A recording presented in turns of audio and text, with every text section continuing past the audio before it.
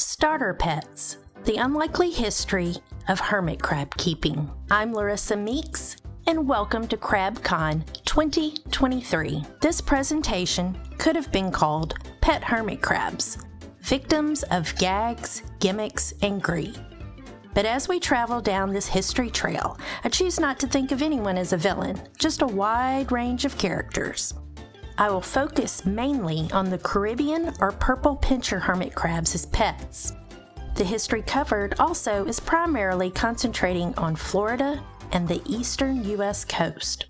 So when you think of 19th century naturalist, perhaps you think of John James Audubon, artist and ornithologist, or maybe Beatrix Potter, renowned children's author of Peter Rabbit stories and a mycologist, or maybe even Teddy Roosevelt, U.S. President and conservationist. But what about P.T. Barnum, the man known as a showman, humbugger, and fraudster, who is quoted as saying, "I am a showman by profession, and there's a sucker born every minute." Surprisingly, P.T. Barnum was friends with Henry Bergh, founder of the ASPCA, an unlikely friendship. But showmen and promoters are exactly who led the charge to keep hermit crabs as pets, many of whom thought they were naturalists helping children. Speculators, opportunists, the ill-informed, and the uninformed are who have continued the practice. To begin, we will look back into the 1800s, where hermit crabs were mentioned in books and newspapers, in much the same fashion as a bald eagle, perhaps a rarity in some parts of the country. Then, after the turn of the century, they were used for scientific study. And they were occasionally an amusement or an exotic pet. Sometimes they were used for food or fishing bait. Now we will look specifically at Florida, as this is where the documentation will take us. Between 1900 and 1940, Florida would see periodic land booms and growing tourism, specifically something called tin can tourism, also known as can camping. It originated in the early 20th century upon increased automobile access and as resourceful travelers repurposed mass-produced metal products into mobile accommodations during their journeys, giving birth to the modern concept of the RV. It was common for folks to pack canned foods for the journey too. Florida was also a playground of the uber-rich. Air travel was on the rise, and as seen in this British Pathé short film from 1933, people often used our small crustacean friends for their amusement.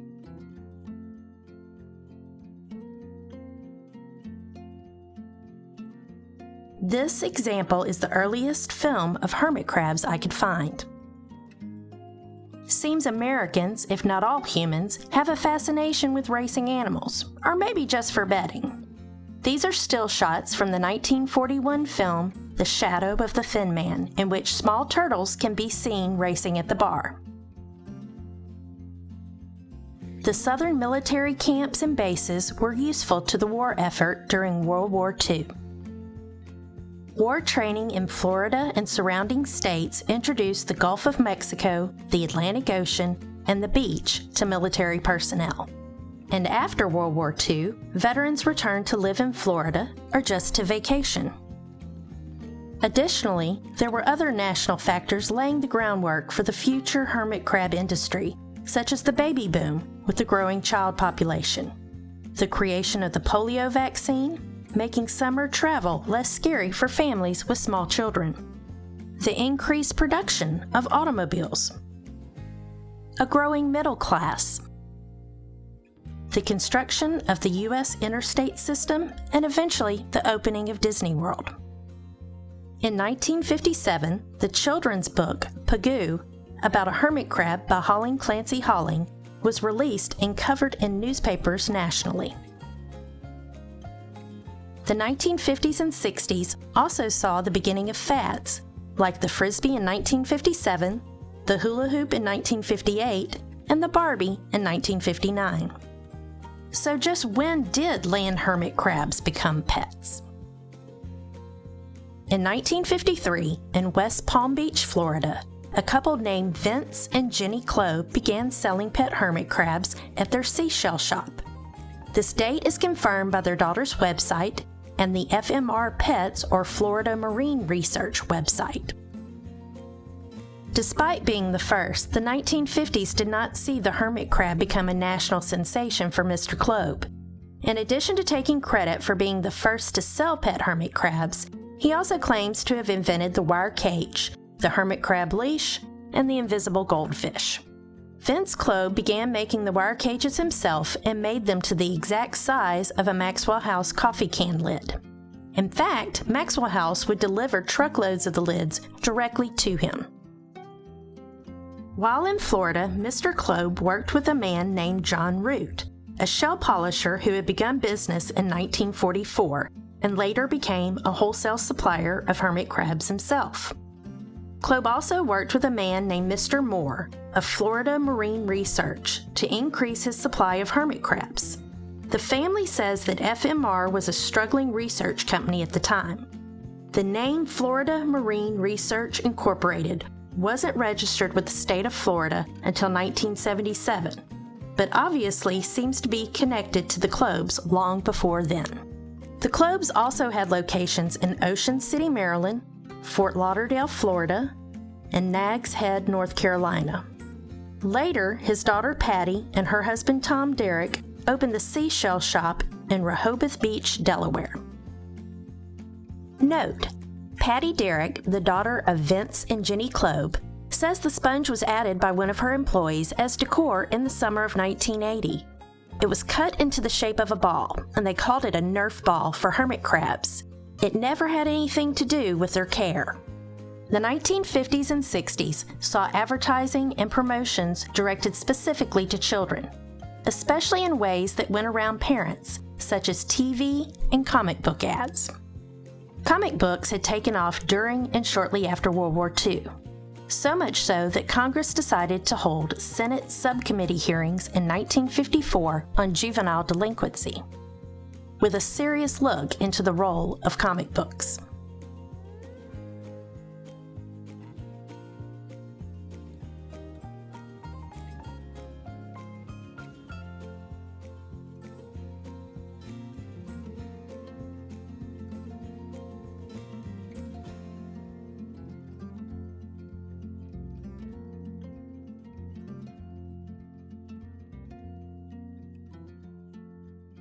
This led to the Comics Magazine Association of America to establish the Comics Code Authority to self-censor.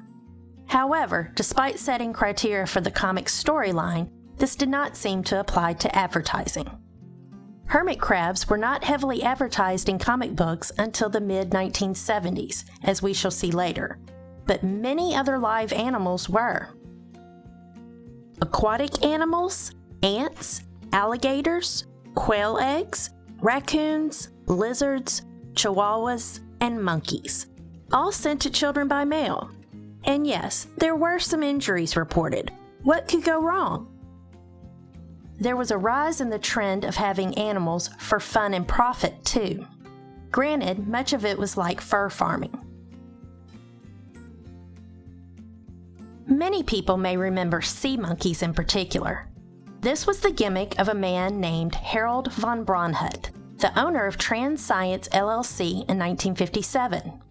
He also sold invisible fish and X-ray specs. Von Braunhut took out an amazing 196 patents in his lifetime. However, the New York State Attorney General took exception with the invisible fish and went after him for fraud.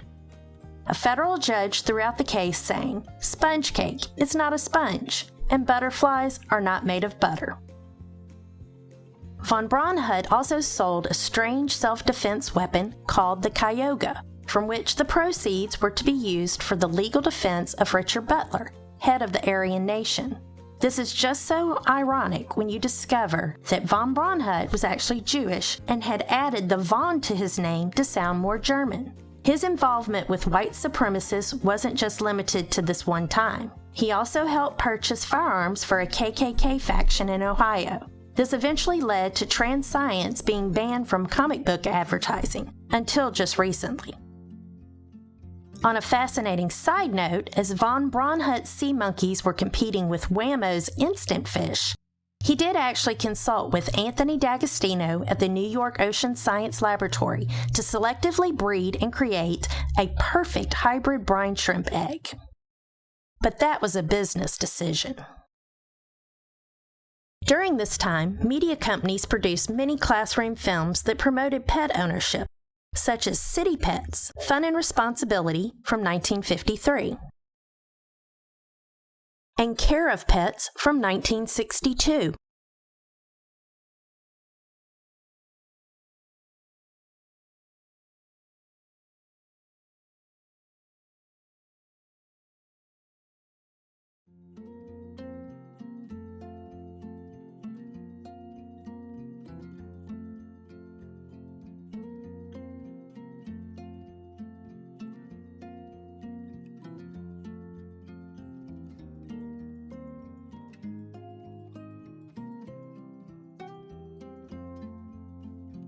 And Beginning Responsibility from 1951, with the lesson about what happens when you don't feed your tadpoles.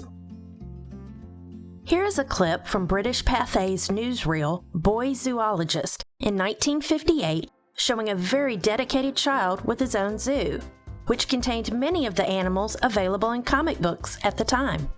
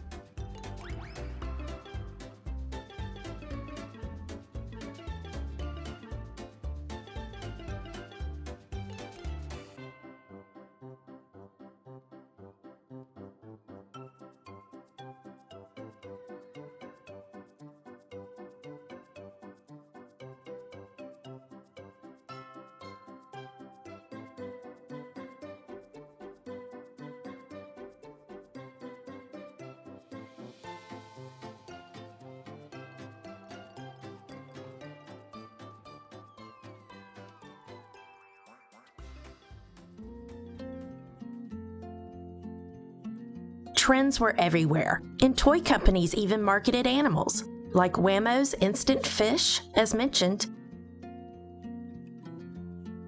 and Uncle Milton's Ant Farm. In 1968, the gerbil became the It Pet of the Year. Now, there wasn't a lot of information about hermit crabs as prizes, but live animals such as goldfish were used quite a bit by carnivals throughout the 20th century. I found during my research that even carnivals have lobbyists. Who knew? Anyway, back to live animals as prizes. Maybe it was Eddie Haskell logic. Get kids excited about winning a pet maybe they weren't allowed to have. Hey kids, just tell your parents you didn't buy it, you won it. In March 1969, a national newspaper article hit the wire service and went somewhat viral across the nation. Notice that the idea that hermit crabs won't reproduce in captivity was actually a selling point, especially compared to that it pet gerbil, or guppies. In the 1960s, turtles had become popular and had their own classroom films. Possibly due to improper care advice, it wasn't uncommon to have to replace your pet turtle. By 1970, it was reported that as much as 4% of households owned at least one pet turtle. There were over 60 million households at the time, meaning 2.4 million pet turtles minimally. But in May 1975, the FDA banned the sale of baby turtles 4 inches or smaller due to salmonella outbreaks. Some news reports stated 13 million turtles a year were being sold, a number far larger than the 4% of households. Soon, people were known to release the turtles into the wild or to flush them down the toilet. The ban prompted many pet stores and animal wholesalers to look for an alternative starter pet. A businessman named Woodrow Stetson had visited Florida and discovered pet hermit crabs. He returned home, and along with Bill and Martha Hulsenbeck, they began the shell shanty in Long Beach Island, New Jersey in 1975, right as the FDA turtle ban was taking effect, and they would go on to be the major wholesaler of hermit crabs for decades. 1975 was also the big boom year for pet rocks, invented by advertising executive Gary Dahl, for which there was an instruction book over 20 pages long. For a rock. Then came 1976, the bicentennial and the kickoff to the hermit crab fad. Carol Orms purchased the legendary Jonathan Livingston crab in Ocean City, Maryland in August of 1976. It's unclear if she got him from the Klobes, Derricks, or Hulsenbecks, since they all had stores there. That same year, Transscience, the makers of sea monkeys, patented the name crazy crabs for terrestrial hermit crabs. Transscience seemed to suggest South American crabs were counterfeits and didn't live as long. I'm sure it had nothing to do with different care requirements. Their ad also recommended the customization of shells by painting them or covering them in rhinestones. Then, as it approached the 1976 Christmas season, Transscience hired publicist Jim Moran to promote the crazy crab. He had observed crab racing with the creatures under beer glasses in British Honduras. Jim Moran was a former Hollywood publicist known for outrageous stunts, such as traveling to Alaska to sell a refrigerator to an Eskimo for General Electric, or promoting the 1947 film The Egg and I by sitting on an ostrich egg for over 19 days.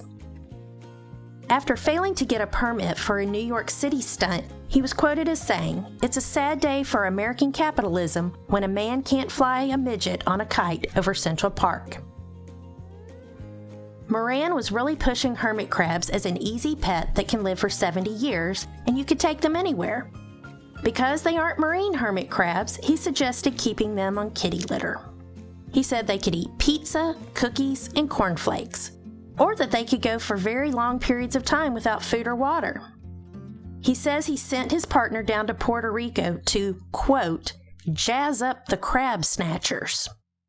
As an aside, during this time, a company called Nature Gems sold hermit crab paperweights, which contained preserved specimens. In addition to Transscience, another big name in the 70s fad was the Great American Crab Company. They picked up steam right after the Christmas of 1976 in hopes of a repeat for the 1977 Christmas season. They've been around for a while, but just recently have become popular with most people in the pet stores. They've essentially taken over the area where the little green turtles used to be real popular. Why would anybody want one of these things in the house? Well, they're very quiet, they're very clean, they take very little maintenance. If you were wanting a perfect apartment pet, you couldn't ask for anything better. They require any type of food just about. They'll eat pizza to dog food to lettuce. Robert, exactly how would you describe these things? Well, I'm sure most people are familiar with the pet rock craze. Well, you could consider these moving pet rocks. Don't really imagine you'll ever see the day when your crab will go fetch the newspaper in your slippers. I doubt that too, but neither would your pet rock. And just like that, almost all publicity on pet hermit crabs at the time pushed that they were safer than the illegal pet turtles and alive, unlike the pet rock. It was suggested that the hermit crab would make a great pet for lonely people. The Great American Crab Company initially would be quoted in newspapers as selling 5,000 to 10,000 crabs per week. They were sold in hundreds of stores throughout the U.S., such as Woolworths and JCPenney. More and more people invested in hermit crabs and businesses that sold supplies. They were considered the merchandising idea of the year for 1977. It wasn't unheard of to use hermit crabs for fundraising either. The Great American Crab Company hired Jerry Digney to help with the Marketing Blitz campaign. Mr. Digney was the appointed National Public Relations Director for Ringling Brothers, Barnum, and Bailey Circus.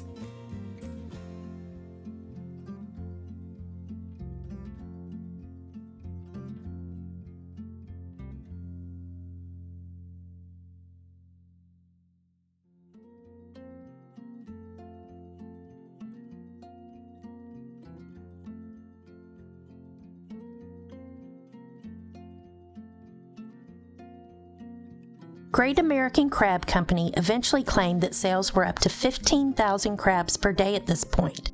That would be over 5 million in a year. But they denied responsibility for the scarcity of the hermit crabs in Florida. There were advocates even early on. Middle schoolers questioned the idea of removing so many hermit crabs without impacting the environment and helped to make it illegal to remove hermit crabs from Florida. Bill Stobach, owner of Modern Trend Imports, claimed he imported his hermit crabs from South America at the rate of 1.2 million per month. That would be 14 million in a year. Meanwhile, the Great American Crab Company began expanding into Australia and Germany. They only appear in media from 1977 to 1979. That last year, they began to diversify into something called the Super Bowl, a fancy name for a soup bowl, before disappearing from news coverage. The Seashell Shop belonging to the Klob and Derrick families, as well as the Shell Shanty belonging to the Hulsenbecks, became big suppliers of hermit crabs. The Seashell Shanty would transition to wholesaling in 1986. While Patty Derrick and her husband Tom continued running the seashell shops started by her parents, Vince and Jenny Klob. By the early 80s, hermit crabs had become a traditional souvenir to many folks. Then in 1987, the Eric Carle book, A House for Hermit Crab, was published, bringing the hermit crab back to the eye of children. Many companies built their business on the hermit crab as a starter pet. Fluker's, for example, started in 1953 as a cricket farm and supplier of fishing bait. They began supplying reptile owners with feeder insects in the 1980s and expanded to a variety of pet supplies. When I reached out to them, they stated they began selling hermit crab supplies about 4 years ago. But there are instructional videos with their products on YouTube that are at least 8 years old. ZooMed began in 1977, focusing primarily on reptiles and amphibians before venturing into hermit crabs. As stated earlier, Florida Marine Research was licensed with the state of Florida in 1977 under the name of Paul Manger. But remember, there was a company by that name that worked with Vince Klob back in the 50s. If you have visited the FMR Pets website, it may seem a bit outdated by today's standards. Speaking of, in 1995, the internet took off. And in 1999, the Land Hermit Crab Owner Society was formed. But a variety of care instructions remained on the internet, and hermit crabs were often sold as classroom pets. Then, in the early 2000s, the hermit crab mall kiosk trend appeared. Around 2006, Bratz put out a hermit crab mobile kit in plastic shells targeted to children.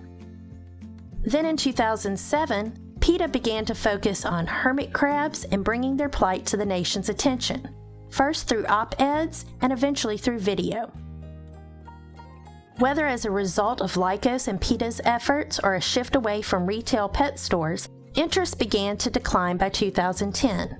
When searching newspapers.com for the term pet hermit crab, you can definitely see the spike in the 70s and that it leveled off by the early 80s. There seems to be even more of a drop-off after 2010. By the summer of 2016, an article in Pet Age magazine, an industry-specific publication, acknowledged the lack of growth in the hermit crab industry. And they ran another article in the summer of 2017 educating pet stores on the variety of hermit crab products available and how to display them. Both articles included interviews with Florida Marine Research and other makers of hermit crab supplies. With declining malls, hits to tourism from COVID, the work of Lycos and Stacy Griffith, Mary Akers, Hermit House, and all the advocates, PETA's campaign, and the launch of Crab Central Station in 2018, a lot of progress has been made in educating the public on the plight of wild-caught hermit crabs. The impact can be seen in situations such as the Seashell Shop closing its downtown location in Rehoboth Beach earlier this year. Now down to just one location, the Seashell Shop had 5 locations at one time. But there is still more to be done to overcome the notion that hermit crabs are starter pets. You see web results or magazine articles produced by names like Good Housekeeping that continue to promote them as an easy starter pet. Unfortunately, there are media groups such as Expert Village Leaf Group that buy up old media and redistribute it on platforms such as YouTube, providing instructions on bathing hermit crabs and how to remove a crab from its shell. AI-generated responses may not be up to Lycos standards either, as seen here from ChatGPT that suggests just 5 gallons per crab and starting with a 10-gallon tank. There is a certain cartoon clip that comes to mind with the term starter pet. My own little bunny rabbit. I will name him George, and I will hug him and pet him and squeeze him. I'm not a bunny rabbit. And pat him and... You're hurting me. Put me down, please. And rub him and caress him and... I ain't no bunny rabbit! So what are some new things we can do to help educate the public that hermit crabs aren't starter pets? In addition to supporting Lycos, Hermit House, and other hermit crab rescue groups, bring awareness to the term animal husbandry. While often associated with agriculture and farm animals, it really does apply to keeping any animal.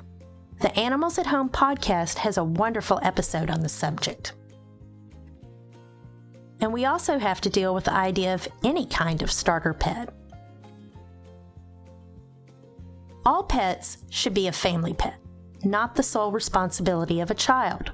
When polling some of my homeschool families in the area, several suggested backyard chickens.